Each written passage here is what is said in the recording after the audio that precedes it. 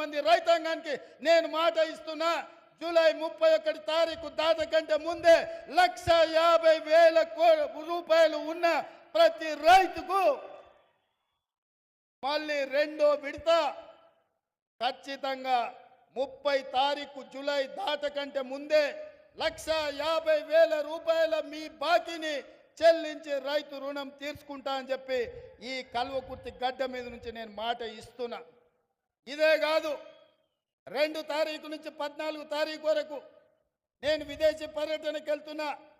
వచ్చిన ఎంబడే 2 లక్షల రూపాయల వరకు రైతులకు ఉన్న రుణాలను మొత్తాన్ని ఆగస్టు నెలలో పూర్తి చేసి మీకు ఇచ్చిన మాట నిలబెట్టుకొని తెలంగాణ రైతాంగం యొక్క రుణం తీర్చి మీ రుణము తీర్చుకునే బాధ్యత ఇచ్చినందుకు మీకు కృతజ్ఞత చెప్పుకునే అవకాశం ఆగస్టు నెలలో నేను తీసుకుంటాను తెలియజేస్తున్నా.